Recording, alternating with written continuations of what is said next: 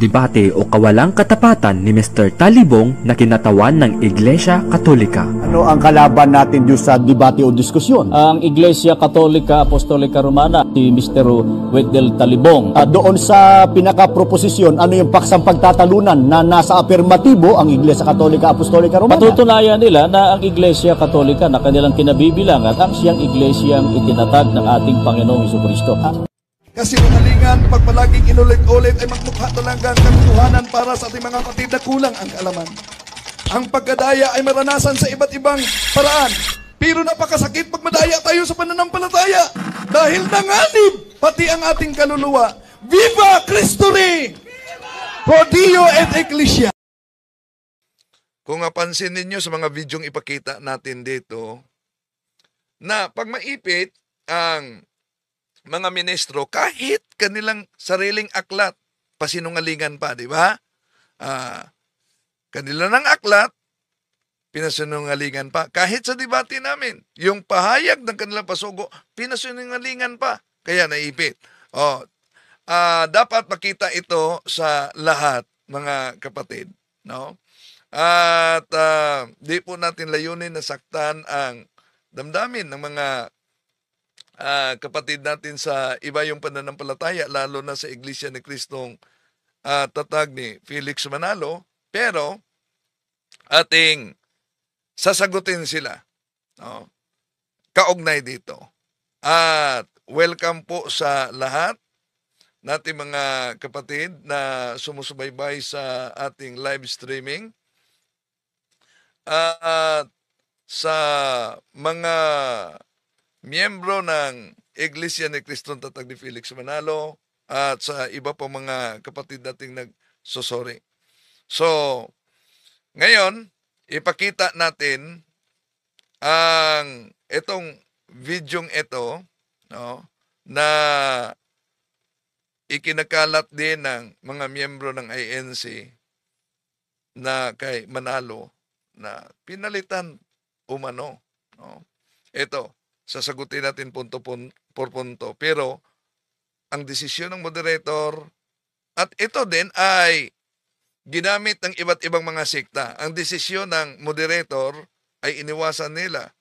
At pakinggan ninyo. Sa debate o kawalang katapatan ni Mr. Talibong na kinatawan ng Iglesia Katolika. Ano ang kalaban natin doon sa debate o diskusyon? Ang Iglesia Katolika Apostolika Romana, si Mr. Wendell Talibong. Doon sa pinaka-proposisyon, ano yung paksang pagtatalunan na nasa afirmatibo ang Iglesia Katolika Apostolika Romana? Patutunayan nila na ang Iglesia Katolika na kanilang kinabibilangan ang siyang iglesyang itinatag ng ating Panginoong Jesucristo. Paano nalantad ang ginawang pandaraya at ito yung malaking kahihiyan sa panig ng Iglesia Katolika? Kasi nung ginamit kasi yung Mateo 16:18, nagtanong ako kay Mr. Talibong. Okay, una, ang sabi ng narrator na miyembro ng Iglesia ni Manalo dito, Mr. Talibong na kinatawan ng Iglesia Katolika. Ano ang di katapatan umano ko na kinatawan ng Iglesia ni na tunay na Iglesia ni Kristo, ang Iglesia Katolika. Sino hindi matapat dito, mga kapatid?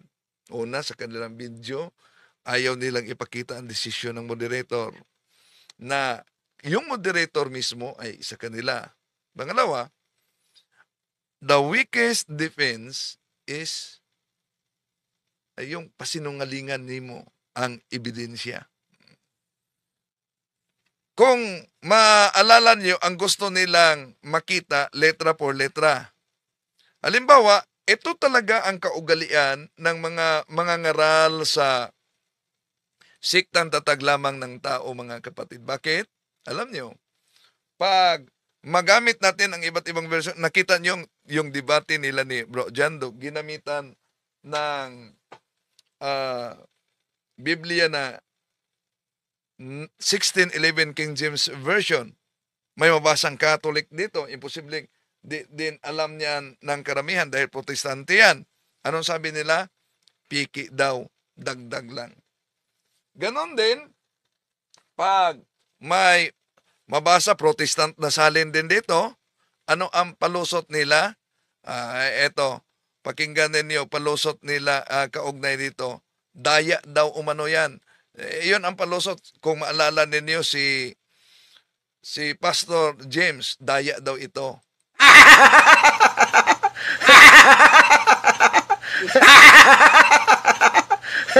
Talaga na mga... Oh, ito ang binasa ni Talibong, oh. Oh, So, imagine, daya daw umano, pero pinakita niya si Rox dito.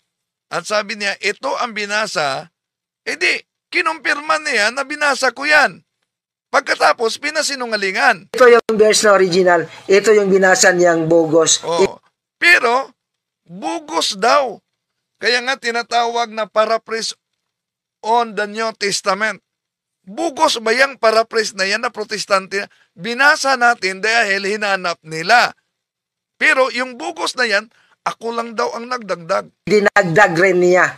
Yun. Dinagdag kulang daw umano. Walang pagkakaiba sa mga ministro ni Felix Manalo. Di ba? Tuloy natin. Kalaban natin Diyos sa Ito nagsasalita si Mr. Michael Sandoval. Yung, di ba meron tayong challenge ni Sandoval noon, yung tinatalakay niya ito. Sige, kung gusto mo, tayo naman magharapan. Kung talagang daya itong mga Bible na ginagamit natin na mabasa letra por letra, dahil sa kaniyang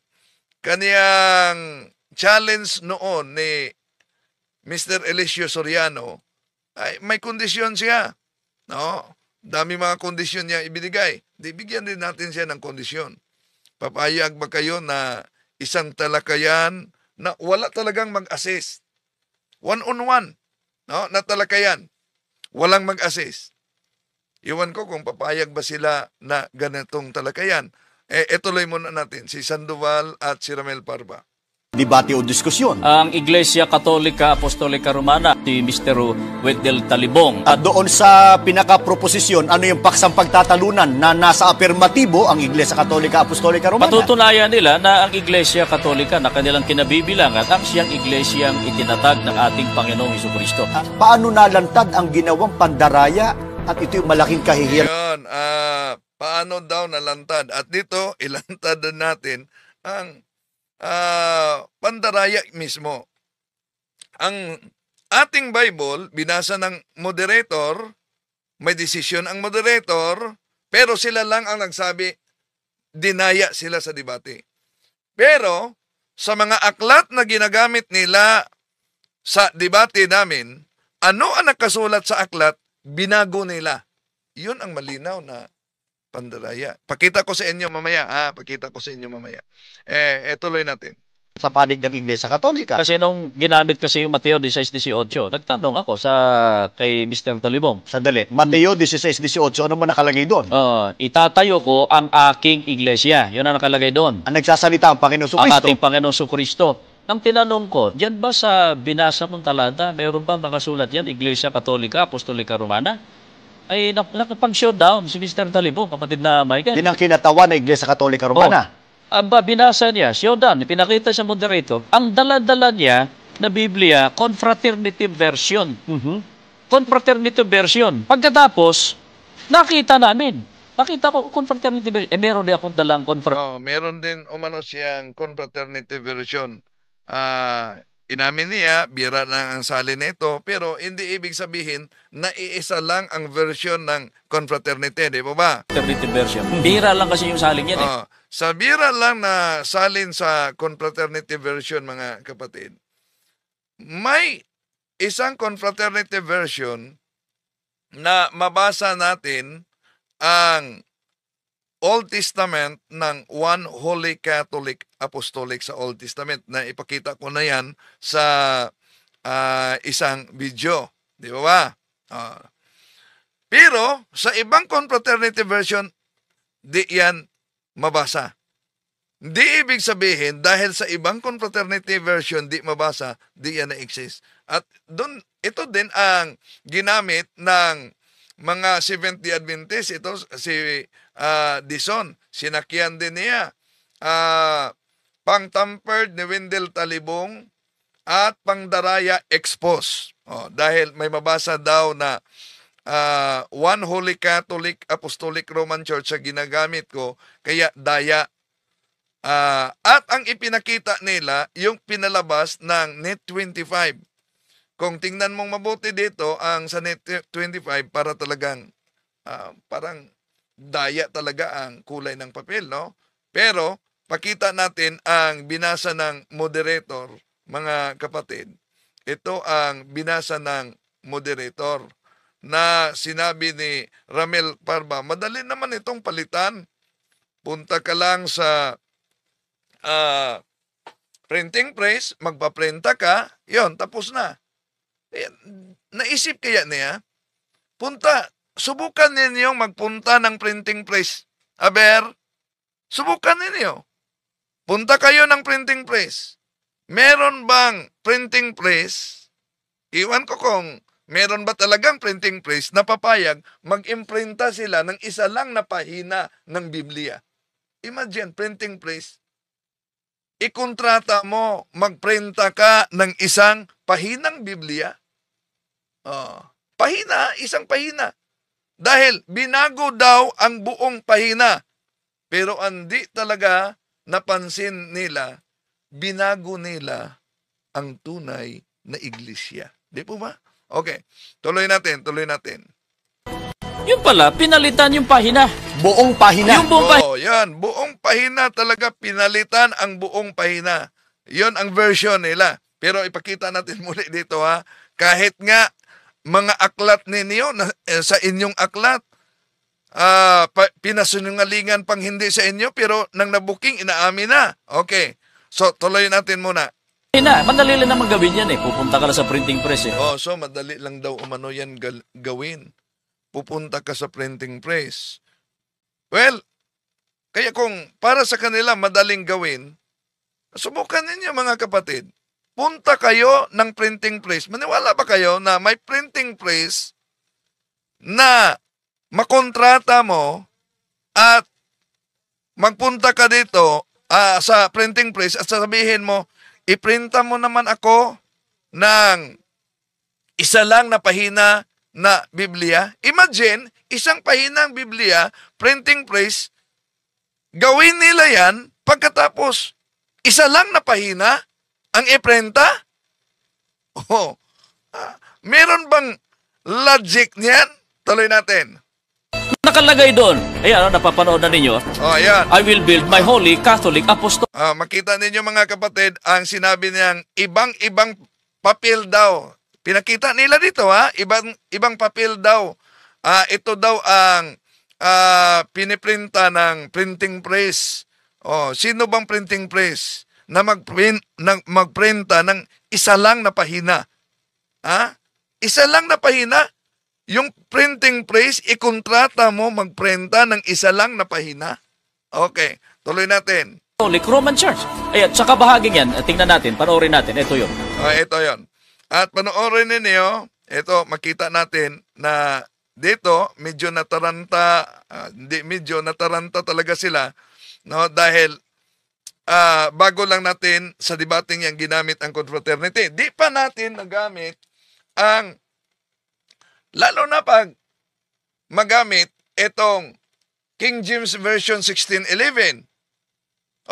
Siguradong meron na naman silang hinahanap na lusot dahil ginagamit na natin ito sa... Pero meron pa kaming hindi nagamit mga kapatid na inanda ko pag may debate. Lalo na pag magamit itong Baxter, di pa ito nagamit sa mga debate. No, Baxter at iba, dahil gusto nila letra por letra, pagbigyan natin. Kung ang confraternity ay salin ng Katoliko, itong hinawakan natin, hindi yon Katoliko. Ngayon, ang argumento at alibay niya, madali lang gawin yan, magpunta ka lang sa printing press. Pagkatapos, di niya naisip, meron bang printing press na tatanggap, ikontrata mo, isa lang na pahina ang gawin nila? Aber,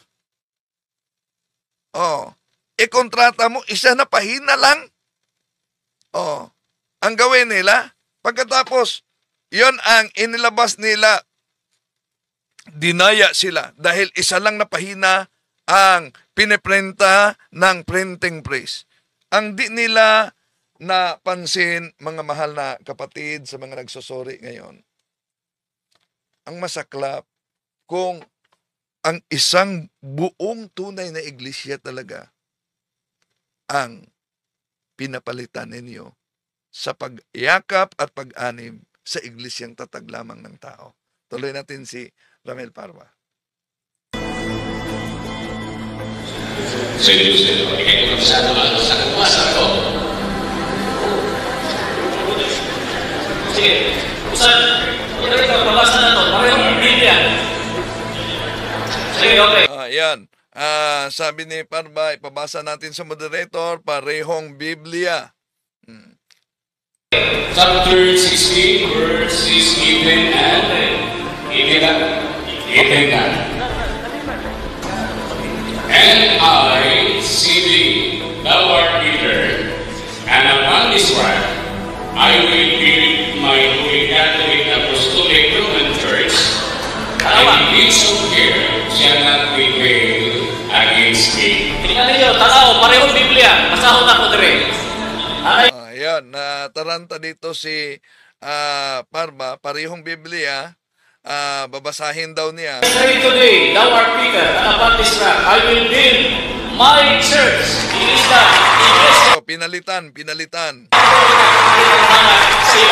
Deception! Siya ang nagdeklara na deception. At yung ministro naman, may binubulong doon kay Parva. Deception! Okay. Fraternity. Okay, kung ano ito mabasa rin? Objection. Pareho, objection. Deception. Deception. So, tapos mabasa ito, anong sunod? Ang sabi ni Parva, deception.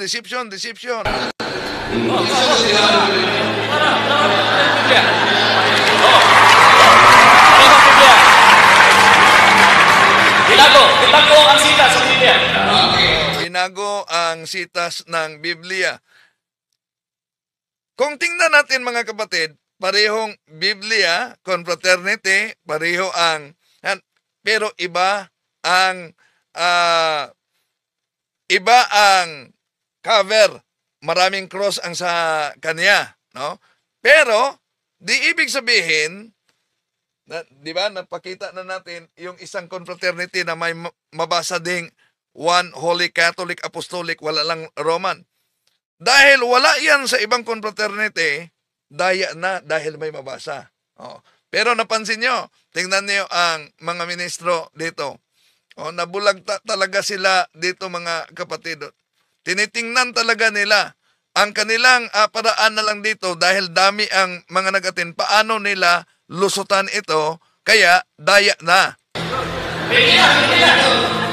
Kami ang really wish. Sabi ng moderator, kami na moderator, dalawa itong moderator, at yung dalawang moderator, ang INC ang nagpili nito. Hindi kami huwis. So dito, natataranta na talaga sila dahil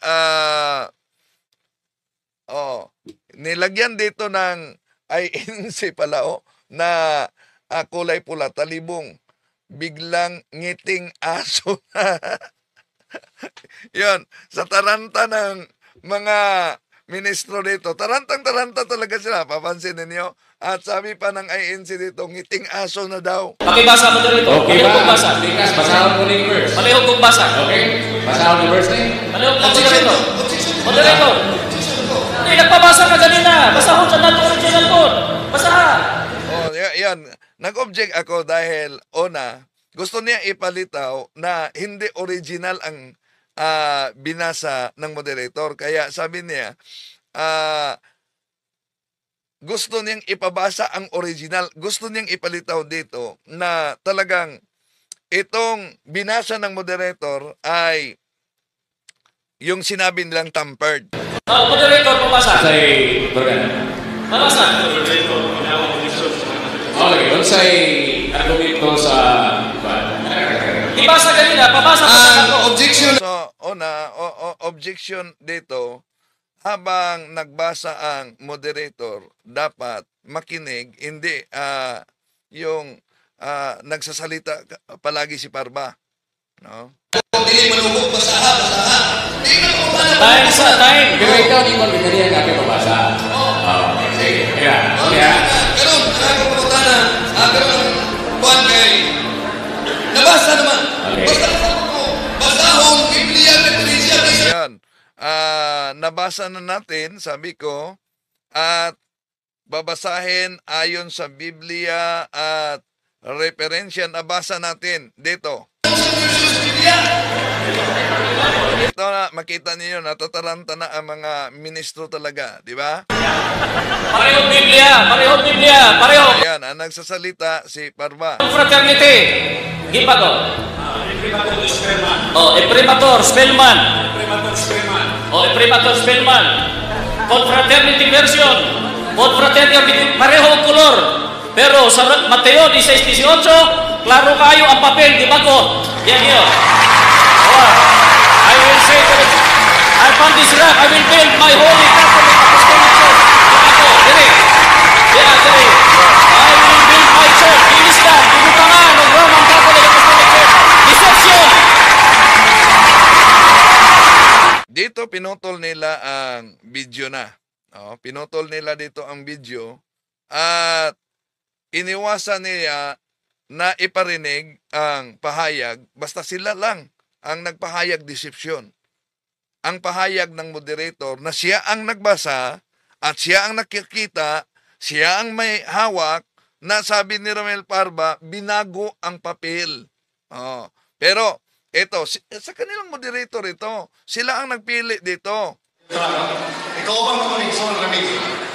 At ito, pinutol na nila yung biglang pagsali ni ventilasyon. Di ba ba? Biglang sumali si ventilasyon, kasama daw sila. Dapat hindi siya sasali. Dahil debate ito, kami lamang dalawa ni Parba. Pero uminit atang si ventilasyon. Sumali siya at gusto talaga niyang ipadeklara sa moderator na daya ang nabasa. Kung Dili ko decide of yung specific people basta kay atong i-presenta kung sa inalati niya sa Biblia. Dili matahuis. o siya Ang akong tahas dili huwis. o kinibuman niya. Ayun. Ito ang pinutol sa naunang video yung pinakita natin, yung pagsali ni ventilasyon na sabi niya, dinaya niya, Rito, o giyang kinibuman kining audience, yan ang problema na niya, dili na mo na problema. so dinaya niya ang mga tao na nanonood, problema na umano ito sa akin at hindi na sa kanilang problema. Okay. May pahayag ang moderator na iniiwasan ng mga ministro ni Manalo. Ang amo, ipalutaw din sa audience, nga kinibuman na kining audience, mo nga sa among pagtito, among igatullo ang iyang paglibong. Yan. Gusto nilang ipalitaw, talaga, no? Gusto nilang ipalitaw dahil pag maipit talaga yung mga kapatid, gusto nilang ipalitaw na dinaya umano sila. At kanilang itinuturo daw ang aking pandaraya.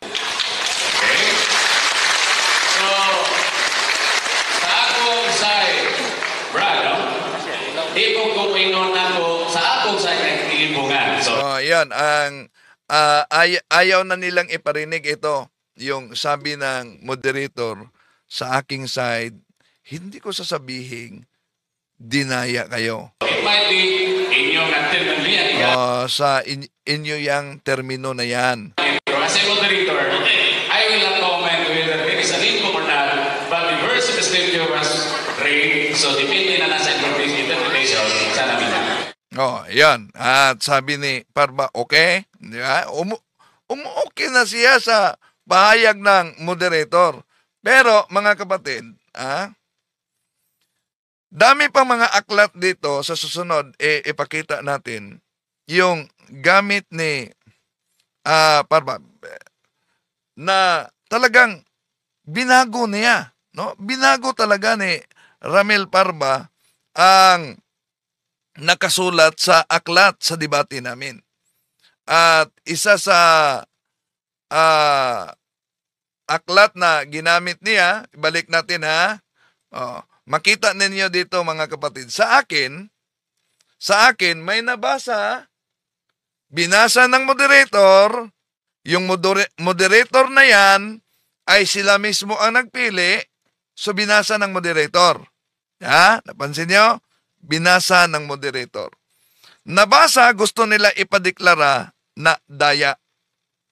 Pero, sa debate namin, dito pakita ko, si Ramel Parba na ministro ng Iglesia ni Cristo, gumagamit ng aklat na ito, yung hawak niya, na aklat, How did the Catholic Church?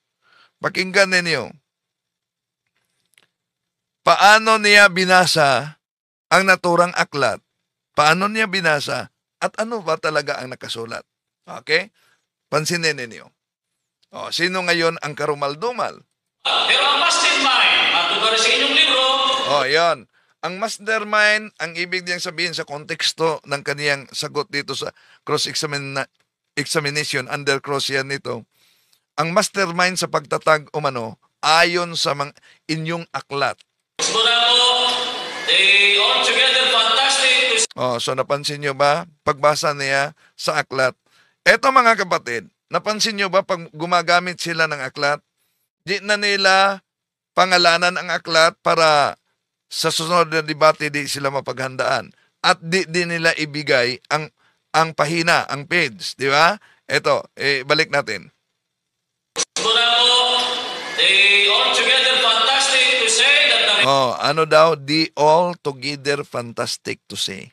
remote beginning, they altogether fantastic to say that the remote beginning of the Catholic Church go back to the horrible day when Lucifer, yung yawa, flung against heaven. Mati mastermind. Yan. Yun daw ang mastermind. Pero, mga mahal na kapatid, lalo na sa mga miyembro nito, ano ba talaga ang nakasulat sa aklat na hinahawakan niya? Na di niya binasa kung ano ang pamagat sa aklat, ano ang pahina, taktika na nila yan. Dahil, nang binasa niya, ito. Ang mastermind, matuturo sa inyong libro, gusto na po, they altogether fantastic. Imagine, di all together fantastic to see. So, binago. Bakit? Ano ba ang nakasulat? Kahit di niya pinangalanan ang naturang aklat at ang pahina, baka mabuking, ito ang nakasulat mga kapatid. No? Kahit pa, tingnan nyo sa mga ministro ninyo, ito ang nakasulat. It is not all together fantastic to say. Di ba? Ang konteksto, it is not altogether fantastic to say that the remote beginnings of the Catholic Church go back to the terrible day when Lucifer flung against heaven's sky his banner of revolt. Pero nang binasa niya, paano niya binasa? Pakita ko muna itong aklat, pakinggan ninyo ang pagbasa niya. Yung libro, gusto na po, they altogether fantastic to say that the remote beginning, they altogether fantastic to say that the remote beginning of the Catholic Church go back to the horrible day when Lucifer, yung yawa, flung against heaven. Mati mastermind. Yan. Ang kanyang pagbasa mga kapatid. So, napansin niyo ba? Kung paano nila minadjek ang aklat katoliko, di na tayo magtaka diyan. Bakit? Dahil kahit na sa kanilang live na program, kung maalala ninyo mga kapatid, yung sinabi nilang karumal-dumal at hindi katapatan, bakit? Nauna nating ipinakita sa inyo, no? Na gumagamit sila ng aklat katoliko, pero, abay, delikado. Bakit? Balikan natin Ito ang aklat na ito na ginagamit nila, mga kapatid. No?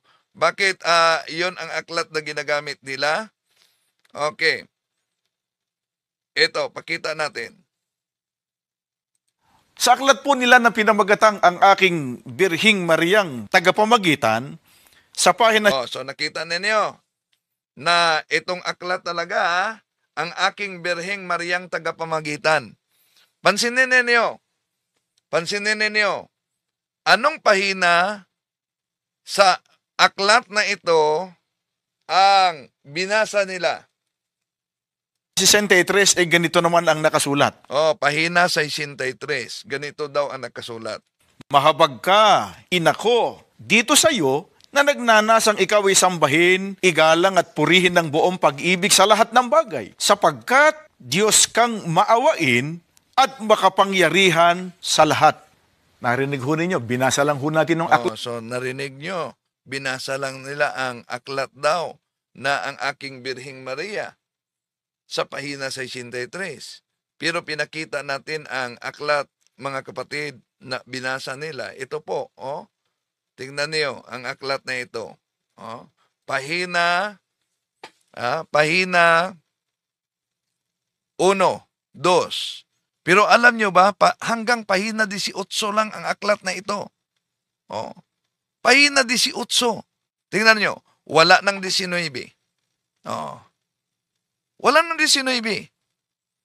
Pero makita ninyo na ang binasa ng ministro ni Manalo ay pahina 63.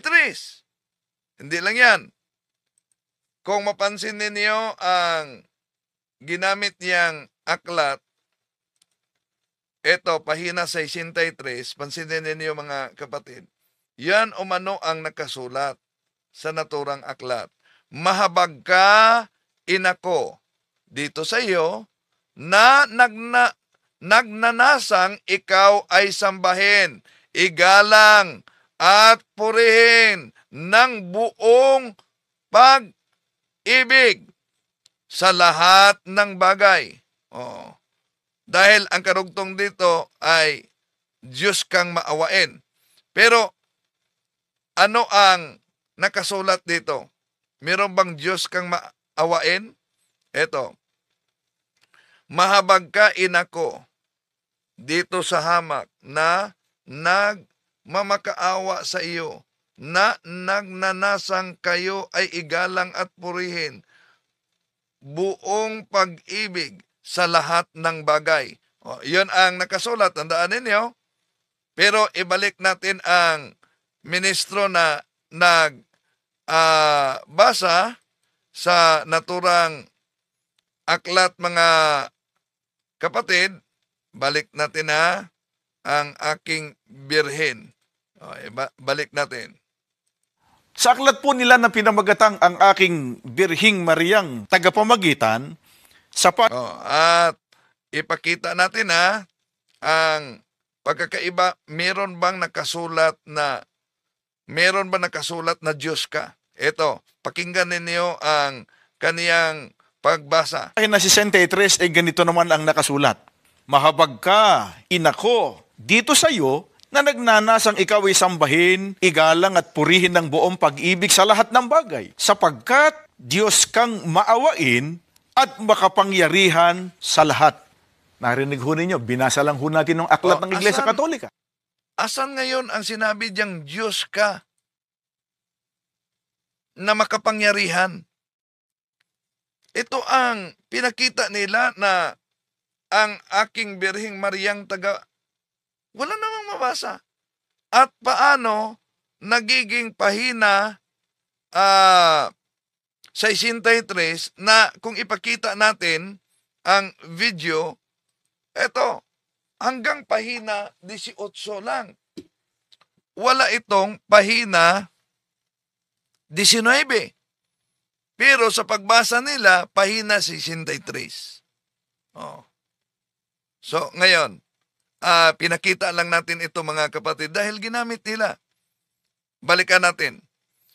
So, kung di mabasa sa Biblia, di paniniwalaan, kaya ang konklusyon nila yung ginamit natin na fraternity tampered.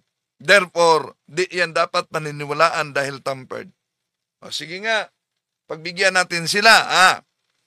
Saan galing naman at anong version na Biblia nung itinuturo nila na ang Iglesia Katolika ay siyang unang Iglesia ni Kristo? Pakinggan muna natin sila. Dahil sinabi ko raw na sa pasimula ang Iglesia Katolika Apostolika Romana ay ang Iglesia ni Kristo. Wala pong kontra dyan. Talaga pong sinabi ko yan na ang Iglesia Katolika Apostolika Romana yan ay napatatag. Ang kahulugan po niyan ay hindi pasimula ng organisasyon, kundi yan po sa pasimula ay Iglesia ni Kristo at yan po ay nagbuhat pa sa panahon ng pang-apostol. Yan. Sa pasimula, yan po ang unang Iglesia ni Kristo, nagbuhat pa sa mga apostol. No? Sige, tinanggap nila yan. Pero ibalik natin yung debate nila ni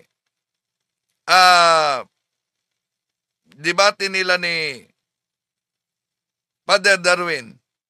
Di po ba si Ramel Parma mismo, kahit aklat nila, ang aklat nila mga kapatid, ay hindi daw sa kanila. Ibalik natin ganun ba ang mga ngaral ng INC na pag maipit, kahit sariling aklat, pasinungalingan sa harap mismo at sa mga kasama nilang ministro. Balik natin Kay imo man jong ipamugos nga si San Ignacio may nagtukod sa Iglesia Katolika, ang pangutana sumala nining inyong libro nga naguluhan ayon sa inyong aklat na ang pamagat. Basahon ang katotohanan dapat malaman ukol sa mga aral ng Iglesia Katolika Apostolika Romana. Ang pangutana sumala nining libro kinsay nagtukod sa Iglesia Katolika o kanusa? Yan. Ang tanong dito ni Father Darwin, ayon sa inyong aklat, sino ang nagtatag sa Iglesia ni Kristo at kailan?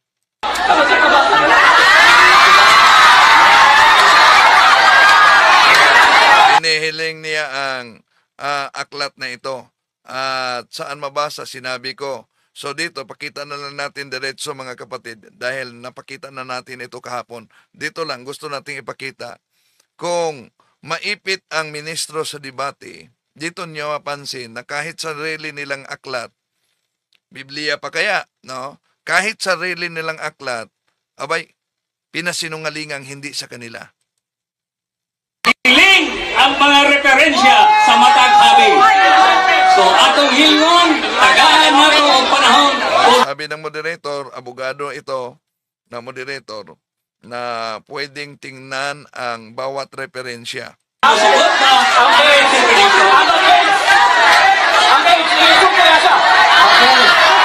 Sabi ni Parma, nag-isip talaga siya dito kung paano niya sasagutin. Dahil nagsusuwaga na sa kanyang pahayag at sa pahayag mismo sa aklat na ito. Asa na pahina? Sinabi ko naman kung asa ng pahina, pero inulit pa rin niya.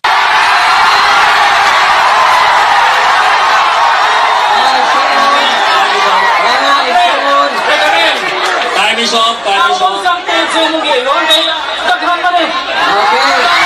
So ano daw na pahina dahil marami umano. Okay. So, what is nakibaw silang libro? Sabi ni Father Darwin dito, di pala nila alam yung aklat nila.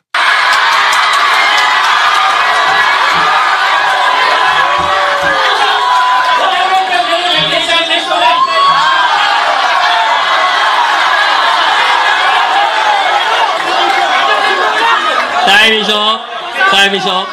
Sa pangutana, Mr. Moderator. So, pumunta si moderator. Gusto niya dito, mga kapatid, na ipadeklara ng moderator na ang aklat na ginamit namin ay hindi aklat ng INC. Ito ang gusto niya, na madeklarar din ng moderator na ang aklat na ito ay hindi sa Iglesia ni Kristo. Here is a request. Sir, what is your request? So narinig nyo ba? Hindi umano ay yan sa Iglesia ni Cristo.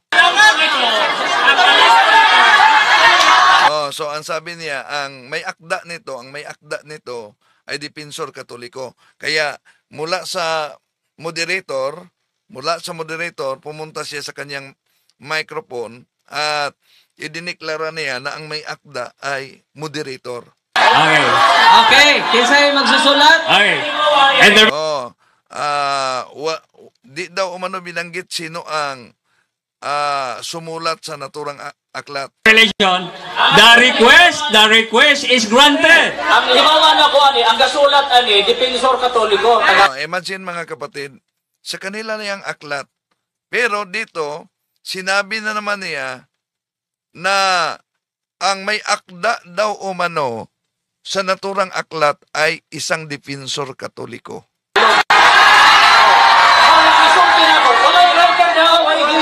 Why writer? Walang writer daw. Walang Iglesia ni Cristo ang nakasulat.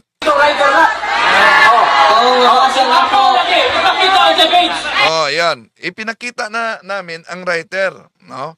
Na si Manalo. So, nang ipinakita namin ang writer, so ano sabi niya? Kanya ng pinasinungalingan. Dito, sinabi niya, anong page?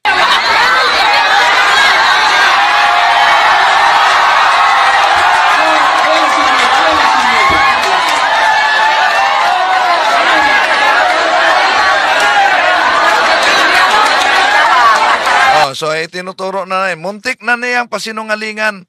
Imagine, ito ang taktika nila, muntik na nilang pasinungalingan, sarili pa nilang aklat. Na, sabi niya, ang may akda dito ay Dipensor Katoliko Tagalog. Pero nang itinuturo, ang writer na si Manalo, sabi niya, ano ba talaga ang page? Imagine? Dito pa lang sa bidyong ito, maghanap talaga sila ng paraan kung paano nila iwasan pag maipit. Ang gihimo karon. Ngayon, pinakita na natin. Alam na nila kung kanino talaga yung aklat na yan. Alam na talaga nila yan. Pagmatuod o dili pagmatuod, gihiling ang mga referensya. Maunay ato karong gihimo. Gihiling ang So, mapansin ninyo dyan na mga ministro mismo ni Manalo, tinitingnan ang kanila yung aklat. mga referensya. Ang pangutana dianang inyo nga basahon. Gitug-an man nga si Emperador Justino sa tuig 500 century. Ang pangutana karon, muuyon ka ba nga si Emperor Justino ang nagtukod sa Iglesia Katolika? Sumala sa inyong basahon. Luma ka na tugtugin. Ayan, luma na natugtugin daw ang tanong ni Father Darwin na kung napansin ninyo mga kapatid, muntik na niya napasinungalingan, di ba? Na hindi yan sa amin na aklat. Imagine, mga kapatid na Katoliko na nadala sa grupo nito. Kita niyo ito. Na kahit pa kanilang sariling aklat, muntik ng pasinungalingang hindi sa kanila. Narinig niyo naman ang sabi ni Parba na sa alam niya, ang aklat na yan ay ang may akda, Dipensor Katoliko daw, Tagalog. Pero, dito naipit siya ni Father Darwin, ang sabi niya, lumang tugtugin na yan.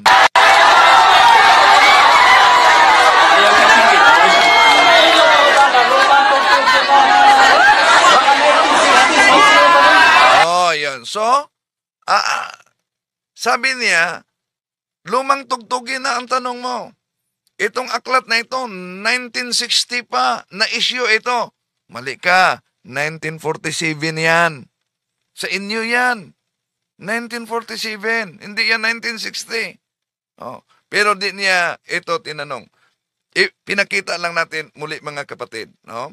So, Kaya dito natin makita, marami pa mga aklat na ginagamit nila at sa susunod atin tatalakayin at ipakita. Hindi natin layunin na, lalo na yung mga nadala, na masaktan yung damdamin ninyo, kundi hope na sa pamamagitan nito'y magiging gabay ito sa ating mga kapatid sa paghanap ng katotohanan. Maraming salamat po sa inyong pagsubaybay. Hanggang sa muli. Bye-bye.